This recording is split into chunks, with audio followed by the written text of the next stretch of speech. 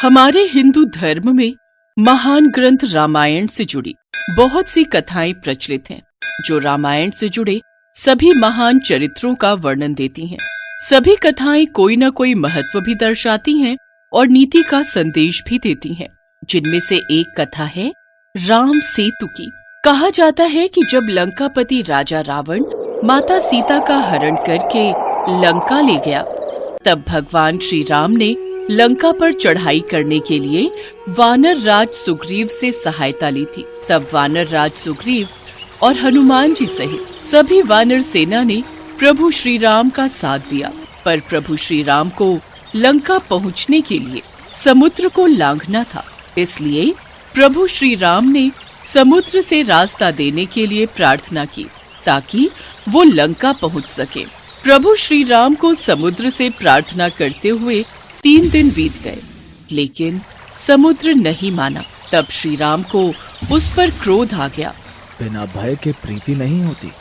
लक्ष्मण, मेरा धनुष लाओ ताकि मैं अग्नि बाण से इस अहंकारी समुद्र को सुखा दूं। क्योंकि जिस प्रकार माया में फंसे व्यक्ति को ज्ञान की बात सुनाना, अत्यंत लोभी से वैराग्य और क्रोधी से शांति की बातें करना फलदायी नहीं होता, उसी तरह इसके आगे भी प्रार्थना करना व्यर्थ है। जी भैया। श्री राम ने धनुष पर प्रत्यंचा चढ़ाई तो समुद्र भय से कांप गया। पूरी सृष्टि कांपने लगी, स्वर्ग में भी उथल पुथल हो गई। जैसे ही प्रभु श्री राम अग्नि बाण छोड़ने लगते हैं, अचानक घबराकर समुद्र श्री राम के समक्ष प्रकट होता है और क्षमा प्रार्थना करता है। त्राहिमाम, त्राहिमाम, रुकिए प्रभु, रुकिए, मुझे क्षमा कीजिए, मुझे क्षमा कीजिए। प्रभु, 5 तत्वों का जड़ स्वभाव आपने ही बनाया है। जल यदि अपनी मर्यादा छोड़ देगा तो उसका महत्व भी समाप्त हो जाएगा। सबको मर्यादा भी आपने ही दी है। आप तो मर्यादा पुरुषोत्तम राम है। मैं तो आपके बताए हुए रास्ते पर ही चल रहा था। अब यह आपके हाथ में है कि आप मुझ पर कृपा करें या फिर मुझे दंड दें। हे रघुवर, आप जैसा कहेंगे मैं वैसा ही करूंगा। आपको बाढ़ चलाने की भी कोई आवश्यकता नहीं है। मैं तो आपकी इच्छा मात्र से ही सूख जाऊंगा और आपको रास्ता दे दूंगा। मैं वो भी करने को तैयार हूं, पर उसमें मेरी मर्यादा भंग होगी। 5 तत्वों आकाश, वायु, अग्नि, जल, पृथ्वी में से यदि किसी एक ने भी अपने स्वभाव को बदला तो उसका महत्व समाप्त हो जाएगा, उसकी मर्यादा भंग हो जाएगी, तो सृष्टि के संतुलन में विकार उत्पन्न हो जाएगा, जिससे इस धरती पर विस्फोट हो जाएगा। प्रभु, यदि आप प्रलय से पहले ही प्रलय लाना चाहते हैं तो आपको अधिकार है, अन्यथा इस ब्रह्मास्त्र से मेरी रक्षा कीजिए। प्रभु श्री राम तो स्वयं ही मर्यादा पुरुषोत्तम है। उन्होंने उस समय समुद्र की विनती को सुना।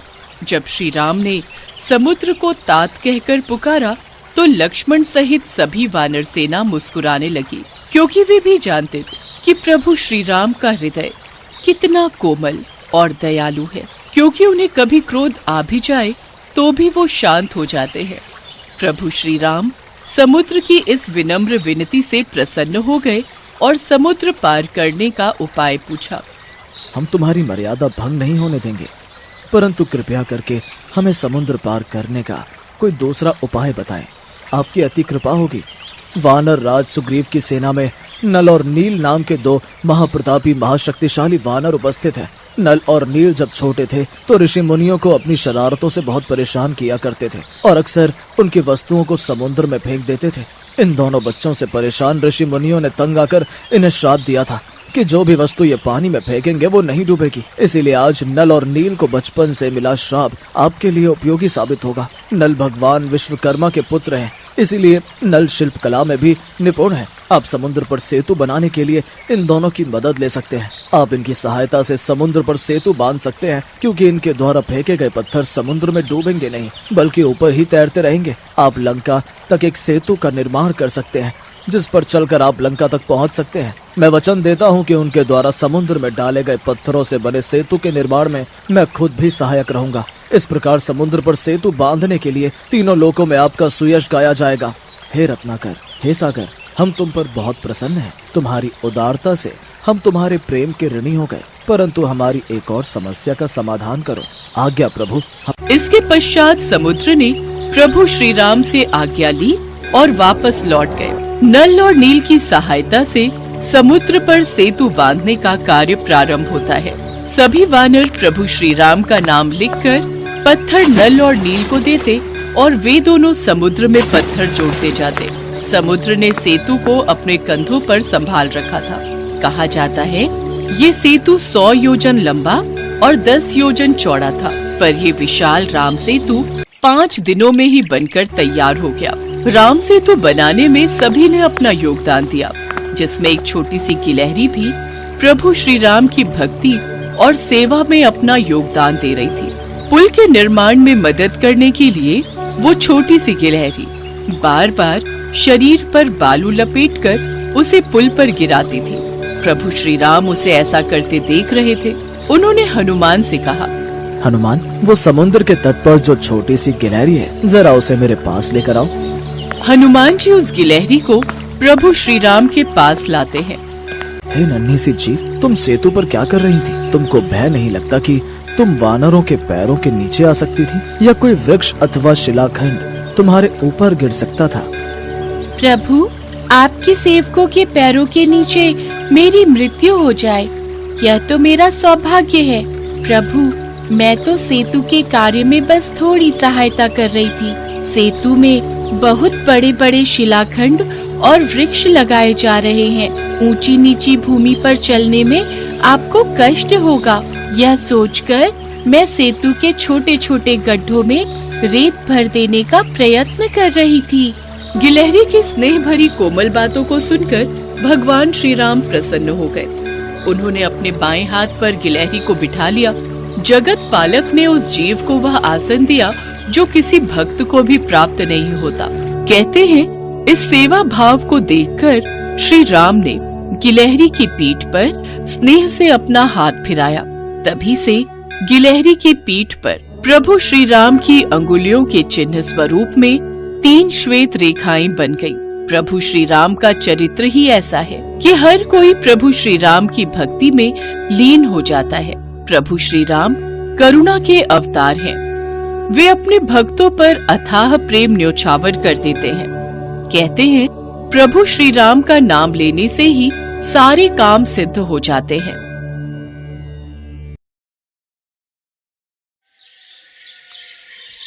पौराणिक युग में कई ऐसे भक्त थे जिनके लिए स्वयं भगवान धरती पर उतरते थे और उन्हें अपना आशीष देकर स्वयं को गौरवान्वित मानते थे। ऐसी ही एक भक्त थी शबरी। शबरी का असली नाम श्रमणा था। ये भील समुदाय की शबर जाति से संबंध रखती थी। इसी कारण कालांतर में उनका नाम शबरी हुआ। इनके पिता भीलों के मुखिया थे। उन्होंने श्रमणा का विवाह एक भील कुमार से तय किया था, लेकिन आदिवासियों की एक प्रथा थी, किसी भी अच्छे कार्य से पहले जानवरों की बलि दी जाती थी। इसी प्रथा को पूरा करने के लिए शबरी के पिता शबरी के विवाह के एक दिन पूर्व 100 भेड़ बकरियां लेकर आए। तब शबरी ने पिता से पूछा, पिताजी, इतनी सारी भेड़ बकरियां क्यों लाए हो? शबरी बिटिया, ये हम भीलों की एक प्रथा है जिसके अनुसार कल प्रातः तुम्हें विवाह की विधि शुरू करने से पूर्व इन सभी भेड़ बकरियों की बलि दी जाएगी। अच्छा, मुझे तुम्हारे विवाह के लिए बहुत काम है, मैं अभी आता हूँ। माँ, ये कैसी परंपरा है जिसके कारण बेजुबान और निर्दोष जानवरों की हत्या की जाती है? बेटी, ये प्रथा शुरू से ही चली आ रही है। मेरे विवाह के समय भी ऐसा ही हुआ था। प्रथा के बारे में सुन शबरी को बहुत दुख हुआ। वो पूरी रात उन भेड़ बकरियों के पास बैठी रही और उनसे बातें करती रही। उसके मन में एक ही विचार था कि कैसे वो इन निर्दोष जानवरों को बचा पाए। तब एकाएक शबरी के मन में ख्याल आता है, नहीं, मेरे कारण इन निर्दोष पशुओं की बलि नहीं दी जाएगी। मुझे भोर होने से पूर्व ही घर से भागना होगा। मैं भली भांति जानती हूँ, अगर एक बार मैं इस तरह अपना विवाह छोड़कर घर से भागूंगी तो कभी इस घर में मुझे वापस आने का मौका नहीं मिलेगा।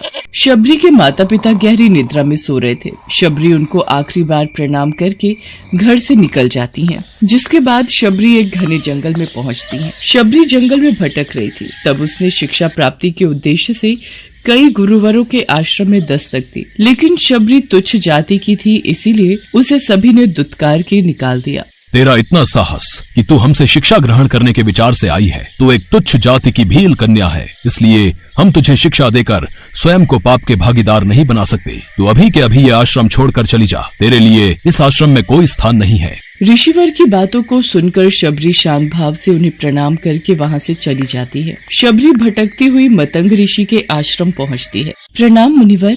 जीती रहो पुत्री, कौन हो तुम? मुनिवर, मेरा नाम शबरी है। शबरी ने अपना परिचय देते हुए मतंग ऋषि से शिक्षा प्राप्ति की इच्छा व्यक्त की। मतंग ऋषि ने शबरी को सहर्ष अपने गुरुकुल में स्थान दे दिया। अन्य सभी ऋषियों ने मतंग ऋषि का तिरस्कार किया, लेकिन मतंग ऋषि फिर भी अपने कथन से पीछे नहीं हुए। उस दिन से शबरी ने गुरुकुल के सभी आचरणों को आसानी से अपना लिया और दिन रात अपने गुरु की सेवा में लग गई। शबरी जतन से शिक्षा ग्रहण करने के साथ साथ आश्रम की सफाई, गौशाला की देखरेख, दूध दोहने के कार्य के साथ साथ सभी गुरुकुल के वासियों के लिए भोजन बनाने के कार्य में लग गई। कई वर्ष बीत गए। मतंग ऋषि शबरी की गुरु भक्ति से बहुत प्रसन्न हुए। मतंग ऋषि का शरीर दुर्बल हो चुका था, इसलिए उन्होंने एक दिन शबरी को अपने पास बुलाया और कहा, पुत्री, मेरा शरीर अब दुर्बल हो चुका है, इसलिए मैं अपनी देह यहीं छोड़ना चाहता हूँ, लेकिन उससे पहले मैं तुम्हें आशीर्वाद देना चाहता हूँ। बोलो पुत्री, तुम्हें क्या चाहिए? हे गुरुवर, आप ही मेरे पिता हैं। मैं आपके कारण ही जीवित हूँ। आप मुझे अपने साथ ही ले जाएं।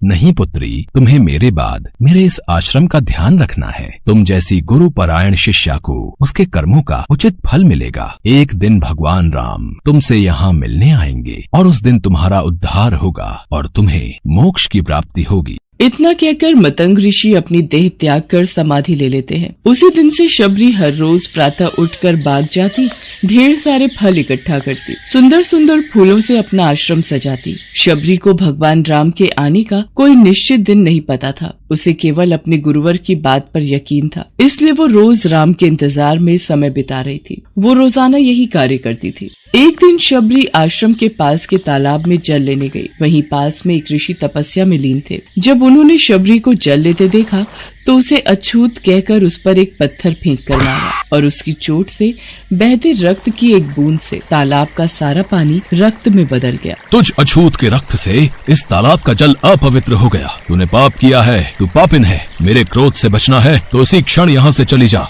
ऋषि के कटु वचन सुनकर शबरी रोती हुई अपने आश्रम में चली गई। उसके जाने के बाद ऋषि फिर से तप करने लगे। उसने बहुत से जतन किए, लेकिन वो तालाब में भरे रक्त को जल नहीं बना पाया। उसमें गंगा, यमुना, सभी पवित्र नदियों का जल डाला गया, लेकिन रक्त जल में नहीं बदला। कई वर्षों बाद जब भगवान राम सीता हरण के बाद उनकी खोज में वहाँ आए, तब वहाँ के लोगों ने भगवान राम को बुलाया और आग्रह किया कि वे अपने चरणों के स्पर्श से इस तालाब के रक्त को पुनः जल में बदल दे।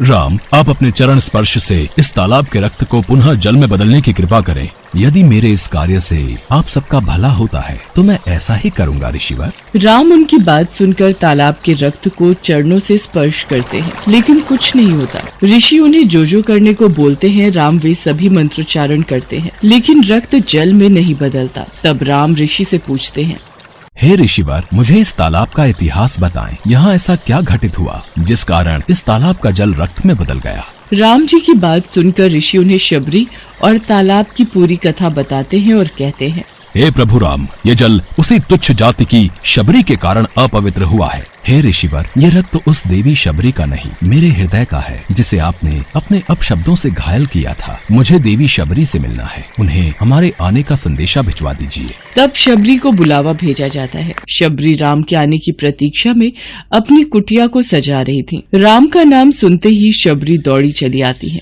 क्या मेरे राम आए हैं? शबरी के राम आ गए, मेरे प्रभु राम आ गए। मतंग ऋषि का कथन सत्य हुआ, मेरे राम आ गए। शबरी का उद्धार करने मेरे राम आ गए। जिनको देखने के लिए ये आंखें तरस रही थी, वो प्रभु श्री राम आ गए। शबरी मेरे प्रभु राम कहती हुई जब तालाब के पास पहुंचती है, तब शबरी के पैरों की धूल तालाब में चली जाती है और तालाब का सारा रक्त जल में बदल जाता है। तब भगवान राम कहते हैं, देखिए ऋषिवर, आपके कहने पर मैंने सब किया, लेकिन ये रक्त भक्त शबरी के पैरों की धूल से जल में बदल गया। राम की बातों को सुनकर ऋषिवर को अपने कथन पर बहुत ग्लानि होती है। शबरी जैसे ही भगवान राम को देखती हैं, उनके चरणों को पकड़ लेती हैं और अपने साथ आश्रम लाती हैं। उस दिन भी शबरी रोज की तरह सुबह से अपना आश्रम फूलों से सजाती हैं और बाग से चक कर सबसे मीठे बेर अपने प्रभु राम के लिए चुनती हैं। वो पूरे उत्साह के साथ अपने प्रभु राम का स्वागत करती हैं और बड़े प्रेम से उन्हें अपने जूठे बेर परोसती हैं। ये मीठे बेर आपके लिए बाग से लाई थी, आप ये ग्रहण कीजिए, मैं आपके लिए जल लाती हूँ। भगवान राम प्रेम से बेर खाने के लिए उठाते हैं, तब लक्ष्मण उन्हें रोक देते हैं। भैया, ये बेर जूठे हैं। इन्होंने ये सभी बेर चक्कर आपको दिए हैं। ये बेर जूठे नहीं लक्ष्मण, सबसे मीठे हैं, क्योंकि इनमें माँ शबरी का प्रेम है। इतना कहकर भगवान राम प्यार से बेर को खाने लगे। भगवान ने जाते हुए शबरी माई से कहा, माँ, आप मुझसे जो चाहे वो मांग सकती हैं। प्रभु, मतंग ऋषि के कहने पर मैं आज तक सिर्फ आपके दर्शन करने के लिए जी रही थी। अब आप मुझे मोक्ष प्रदान कीजिए। मैं अपना शरीर आपके चरणों में त्यागना चाहती हूँ। और उसी क्षण शबरी ने अपना शरीर त्याग दिया। भगवान राम ने अपने हाथों से उनका अंतिम संस्कार किया और सीता माँ की खोज में आगे बढ़ गए। इस तरह से ऋषि मतंग की बात सच साबित हुई और शबरी को भगवान राम के दर्शन भी हुए। तभी से भगवान राम को शबरी के राम भी कहा जाने लगा।